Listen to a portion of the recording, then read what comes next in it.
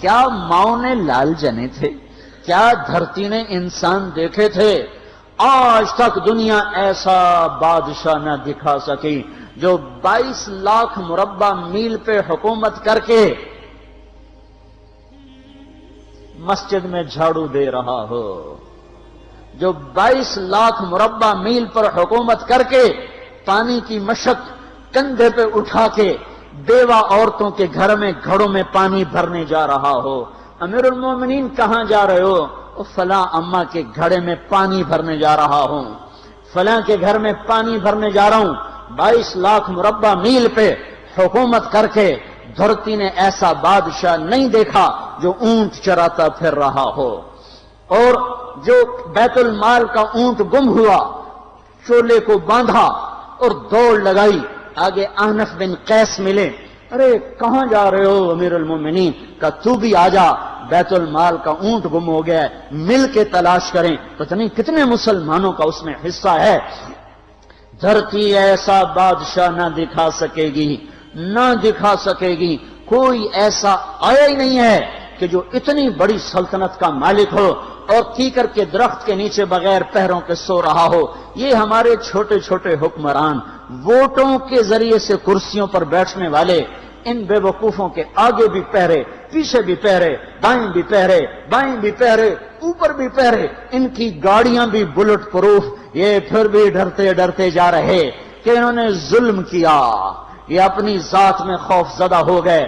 عمر نے اپنے نام کے ساتھ فاروق کا لقب آپ نے کہا عمر فرق بین الحق والباطل، عمر وہ عمر ہے جس نے حق اور باطل میں فرق کر کے دکھا دیا، اس لیے یہ فاروق ہے، اس نے حق اور باطل میں فرق کر کے دکھایا، یہ فاروق ہے۔ حسن بصری فرمایا کرتے تھے اپنی محفلوں کو عمر کے ذکر سے سجاؤ۔ حضرت عائشہ فرمایا کرتی تھیں عمر کے تذکرے کیا کرو، کہ جب عمر کا تذکرہ ہوتا ہے تو عدل کا تذکرہ ہوتا ہے، جب عدل کا تذکرہ ہوتا ہے تو اللہ کا تذکرہ ہوتا ہے۔ کہ ہم عائشہ رضی اللہ تعالیٰ عنہ فرمایا کرتی تھیں اتنے بڑی سلطنت پر حکومت کرنے کے بعد اللہ کی راہ میں جانے والے مجاہدین کے گھر گیا کھڑا ہوا ہے، دروازے پہ دستک دے رہا ہے، بیٹی کوئی بازار سے سودا لینا ہو تو مجھے بتاؤ، تیرے گھر والا تو اللہ کی راہ میں ہے، میں تمہارے گھر کا سودا لے آؤں، کیا کیا چیز چاہیے؟ تم نے اپنے خامند کو خط لکھنا ہوگا، تم تو لکھنا نہیں جانتی، مجھے بتاؤ میں تیرے خامند کو تیری طرف سے خط لکھوں۔ اما تیرا بیٹا اللہ کی راہ میں گیا ہوا ہے، مجھے بتا میں تیرے بیٹے کے نام تیری طرف سے خط لکھوں۔ اتنی بڑی جس کے سامنے کیسر اور کسرا زیر و زبر ہو گئے، کج کلا، وہ زمین میں جا کے تہ خاک میں وہ سارے ہیرے لال جواہر، وہ زمین میں لوٹ پوٹ کرنے والا، کسرا کے تخت کو توڑنے والا اور روم کی طاقت کو توڑنے والا، آل ساسان کی طاقت کو توڑنے والا اور نوشیروان کے خزانے مدینے میں لانے والا اور خسرو پرویز کے خزانے مدینے میں لانے والا اور رومت الکبرا کے خزانے مدینے میں لانے والا خود اپنے کرتے میں 14 پیوند لے کے چل رہا ہے۔ 14 پیوند کے ساتھ کرتا ہے، مہینے میں 1 دن گوشت کھاتے تھے،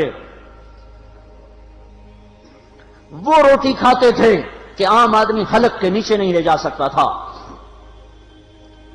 ہے سال کی ابتدا اس شخص کی شہادت سے ہوتی ہے جس کو اللہ نے وہ عزت دی۔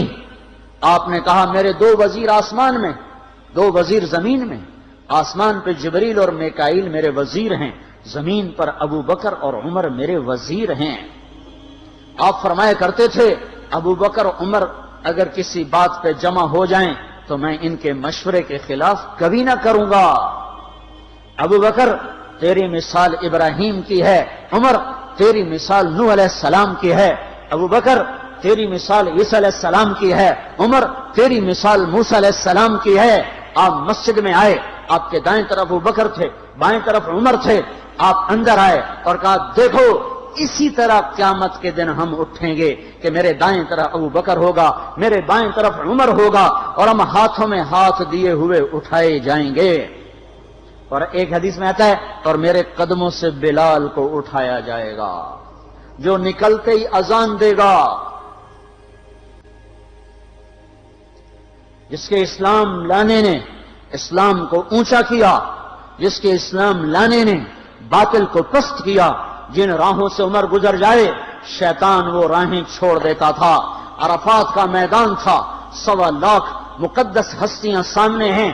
میرے نبی نے فرمایا اس وقت میرا اللہ میرے سب صحابہ پہ فخر کر رہا ہے اور عمر بن خطاب پہ خاص طور پہ فخر کر رہا ہے، خاص طور پہ فخر ہو رہا ہے، عمر بن خطاب پہ خاص طور پہ فخر ہو رہا ہے۔ میرے بعد کوئی نبی ہوتا عمر ہوتا۔ عمر، میں نے رات جنت میں محل دیکھا، ایک اینٹ موتی کی، ایک یاقوت کی، ایک زمرد کی۔ میں نے پوچھا یہ کس کا ہے؟ کہا گیا ایک قریشی کا ہے۔ میں کہا میں قریشی ہوں، اتنا خوبصورت محل ہے، میرا ہی ہوگا۔ جب جانے لگا تو فرشتے نے کہا یہ آپ کے غلام عمر بن خطاب کا ہے۔ وہ کیا مبارک لوگ ہیں کہ جنہیں نبی کے گھر میں قبر نصیب ہو، ایک طرف ایک ساتھی، ایک طرف دوسرا ساتھی، جن کو نبی کے دو پہلوؤں میں جگہ ملی ہو۔ وہ کیسی عظیم ہستیاں، اتنی بڑی سلطنت کا مالک اور اتنے بڑے عدل کی نشانی بن کر مدینے میں مسجد میں بیٹھے رو رہے ہیں۔ امیر المومنین کیوں رو رہے ہو؟ کہا دجلہ کے کنارے کتا بھی پیاسا مر گیا تو پوچھ تو عمر کی ہوگی، فرات کے کنارے کتا بھی پیاسا مر گیا تو پوچھ تو عمر کی ہوگی۔ راتوں کو پہرے دیے جا رہے ہیں، راتوں کو خبرگیری کی جا رہی ہے۔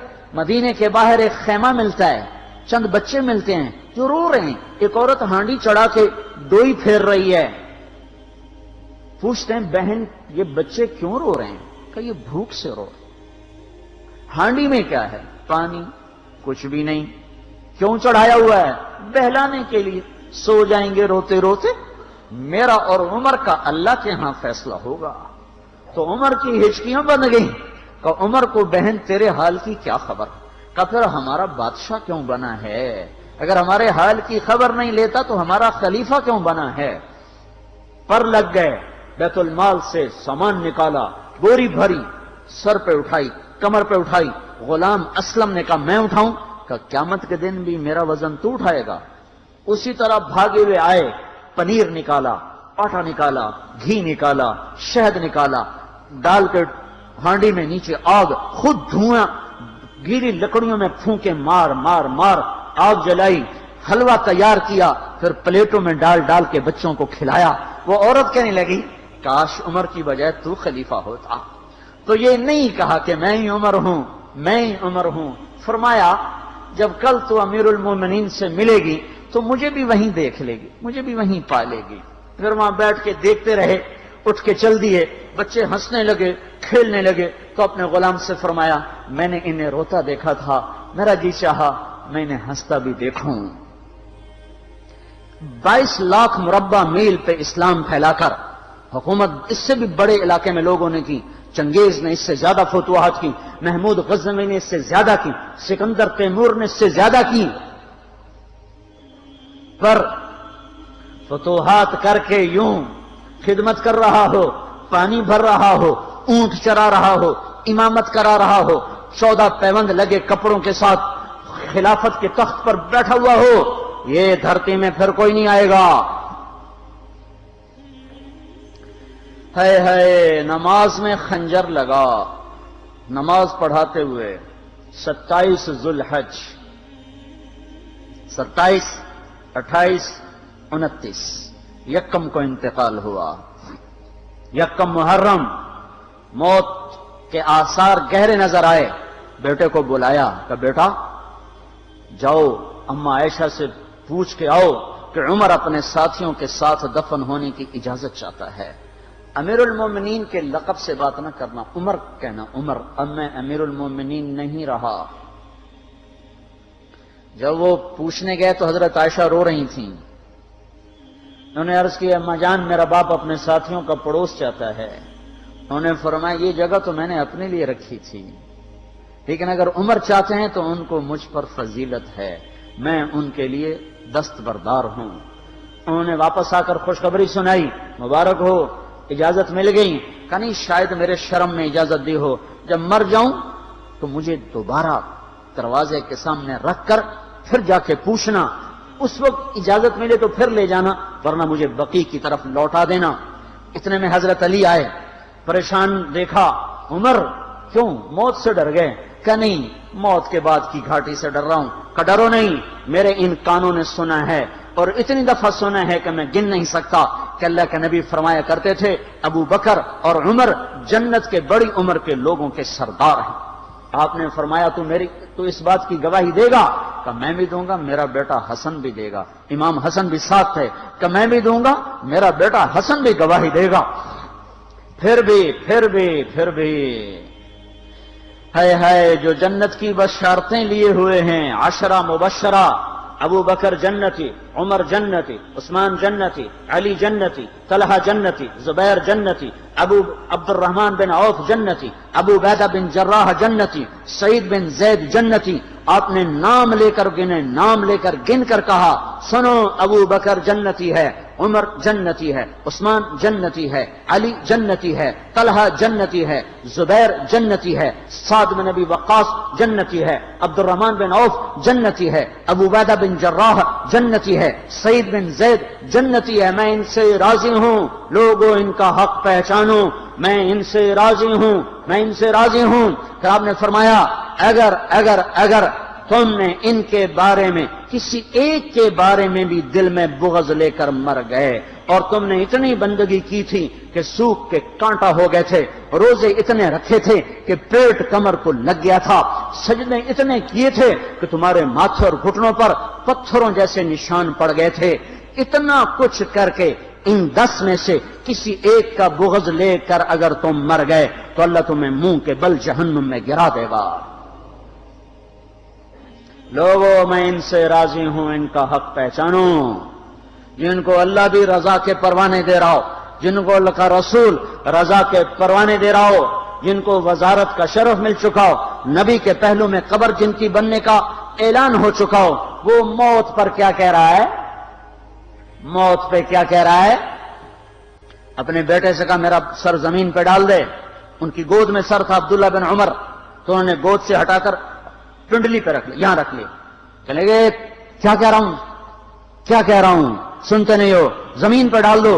تو انہیں زمین پہ ڈالا تو اپنے چہرے کو مٹی میں رکھ دیا اور ایسے ملنے لگے اور کہنے لگے اے میرے رب، اگر تو نے عمر کو معاف نہ کیا تو عمر ہلاک ہو جائے۔ ویل لک یا عمر ولامک ان لم یغفر لک ربک، عمر تیری ہلاکت ہے اگر تیرے رب نے تجھے معاف نہ کیا۔ یہ کہتے کہتے کہتے جان دے دی۔ 22 لاکھ مربع میل میں اسلام کو زندہ کرنے والا، این حالت نماز میں زخم کھا کے گرنے والا، مطلوب مصطفیٰ، وزیر مصطفیٰ، جنت کی خوشخبریاں لے کر پھر موت پر یوں کہہ رہا ہو اے اللہ تو نے معاف نہ کیا تو میرا کیا بنے گا؟ کیا بے طلبی ہے۔ ان کے بیٹے خلافت کے اہل، ان کے بہنوئی سعید بن زید 10 مبشرہ میں سے دونوں کے نام کاٹ دیے کہ یہ 6 ہیں جن سے اللہ کا رسول راضی تھا، جس کو چاہو خلیفہ بنا دو، جس کو چاہو حکومت دے دو، نہ میرے بیٹے کو ملے گی نہ سعید بن زید کو ملے گی۔ کسی نے کہا شوشہ چھوڑا، آپ کا بیٹا بھی تو بہت قابل ہے، اسی کو بنا دیں، تو اسے تو طلاق دینا نہیں آتا، حکومت کہاں سے چلائے گا؟ یہ ایک واقعہ کی طرف اشارہ کیا ہے، اس کے پیچھے ایک واقعہ ہے جس کو انہوں نے یاد کر کے فرمایا وہ تو طلاق دینا نہیں جانتا، وہ حکومت کیا چلائے گا؟ حالانکہ بڑے صحابہ میں عبداللہ بن عمر کا مقام ہے۔ ہے جنازہ صہیب رومی نے پڑھایا، دروازے کے سامنے لا کے رکھ دیا گیا، سب لوگ جنازے کے ساتھ کھڑے ہو گئے، عبداللہ بن عمر اکیلے آگے گئے، دروازے پر دستک دی کہ اما جان میرا باپ عمر بن خطاب دروازے پہ حاضر ہو چکا ہے، اندر آنے کی اجازت چاہتا ہے۔ تو عائشہ رضی اللہ تعالیٰ نے اپنی چادر کو اٹھایا اور روتے ہوئے باہر نکل گئیں۔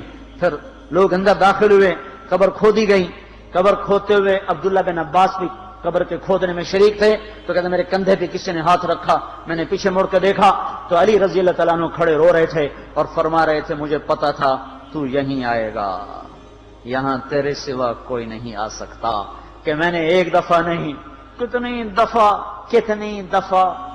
دفعہ میں نے اللہ کے نبی سے یہ بات کا تکرار سنا، میں ابو بکر اور عمر، اس کا اتنا تکرار سنا ہے میں نے کہ مجھے یقین تھا یہیں آئے گا، تو اور کہیں نہیں جا سکتا۔ میرے بھائیو غفلت سے باہر آ جائیں، یہ دھوکے کا گھر، یہ مچھر کا پر، یہ مکڑی کا جالا، یہ دنیا کہیں ہمیں ہلاک نہ کر دے۔ ان لوگوں کو سامنے رکھ کے زندگی گزارو جنہوں نے اللہ کو راضی کیا، اس کے رسول کو راضی کیا، کلمہ حق کو بلند کیا، خیر کے ذریعہ بنے، شر کے مٹانے والے بنے، اور دنیا میں مرنے کے بعد بھی ان کے تذکرے ہدایت کا سامان بنے، ان کے تذکرے روشنی کا مینار بنے۔ ان کے پیچھے چلو، مغرب کے اندھیروں کی طرف مت دوڑو، وہاں تو سورج بھی ڈوب جاتا ہے، مغرب میں تو سورج بھی ڈوب جاتا ہے، اور تمہیں پکار کے کہتا ہے مغرب کی طرف نہ آنا، ادھر اندھیرا ہے، میں یہاں گم ہو گیا، تم کون سا سراغ ڈھونڈنے آئے ہو؟ دوڑو اللہ اس کے رسول کی پاک زندگی کی طرف، اس کے پاک صحابہ کی زندگی کی طرف، جن کو اللہ نے مرنے سے پہلے جنت ہاتھ میں دے دی۔ اچھا دوستو، آج آپ نے ایک نئی ویڈیو دیکھی، آپ کو کیسی لگی؟ آپ نے کامنٹ باکس میں لازمی بتانا ہے، اور چینل کو سبسکرائب کرنا ہے، لائک کرنا ہے، اور شیئر لازمی کرنا ہے، اور نیکسٹ ویڈیو کے لیے انشاءاللہ دوبارہ حاضر ہوں گے۔ السلام علیکم۔